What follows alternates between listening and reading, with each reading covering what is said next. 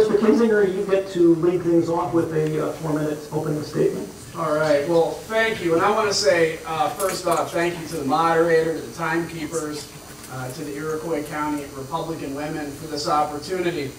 This is a great group. I mean, if you look around, it seems like the whole town turned out. And so I want to say thank you for coming out to listen.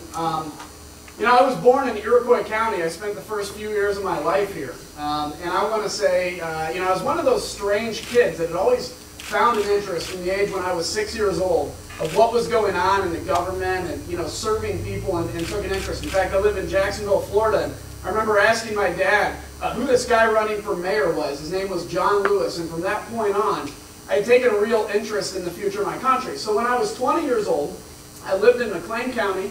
I was going to Illinois State University, and I was at a meeting of McLean County Republicans, and somebody jokingly said to me, they said, "You should run for a position on the county board," and I took him seriously.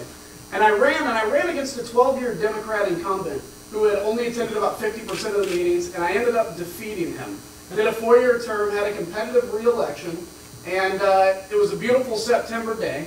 I'm driving to work in my private sector job. I graduated in December 2000. And I heard that a plane hit the World Trade Center. And then I heard a second one hit the World Trade Center. And you all remember what happened on 9/11. But I remember at that moment, the thought that went through my mind was, America needs some defending on the outside.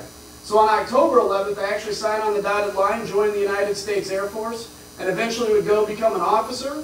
I currently serve the rank of captain and a pilot in the United States Air Force. With that, I've been to Iraq and Afghanistan, all over the country as part of our nation's defense posture and part of the war against terrorism. But in 2009, somebody was elected to the 11th Congressional District named Debbie Halverson. And I was in Iraq, and I had heard that a stimulus bill, which added $800 billion onto our kids and grandkids, was passed. I heard about this thing called cap and trade, which was a massive energy tax on the American people. I saw unemployment going rampant. The talk of a national takeover of health care. And I said, you know what, America needs some defending now on the inside. So I got back from Iraq in May of 2009 and made the decision to run. And I ran against Debbie Halverson, who had won the year prior by 22%, and I beat her by 15%. So myself and the 87 freshmen went to Washington, D.C. with one thing in mind. We have to balance our budget. We have to begin to change the way Washington's done business. I was selected to be on the transition team, one of only a few freshmen with that position. And immediately we banned earmarks. We said no longer are we going to allow bills to be laden up with earmarks to pass bad pieces of legislation. We also made a rule that legislation has to be online for 3 days before we can vote on it, because we didn't want any more of the Nancy Pelosi, you have to pass this bill to find out what's in it. We all know with the contraception discussion, we're now finding out what's in the health care bill, and there's more to come. And we cut our own budget by 5% in the House of Representatives because we said we have to live by example. So the freshman class and I have been a fresh new voice of conservatives that have gone to Washington and said, we have to change the status quo. Our country is a phenomenal nation with a lot of great potential. But if we would accept the president's budget that he proposed just a few days ago, we would be a nation that in 10 years is $26 trillion in debt.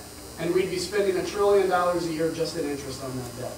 The status quo has to change. And you know what? For too long, Republicans and Democrats have lost the trust of the American people. I've been in Washington, D.C. a total of 13 months now. It's been an honor to do the job. Unfortunately, Congressman Manzullo and I are thrown in together. But let me say this, I respect him, but I look forward to the honor of representing you in the United States Congress. And I want to thank you for the opportunity to come out here, and I look forward to a spirited debate. Thank you.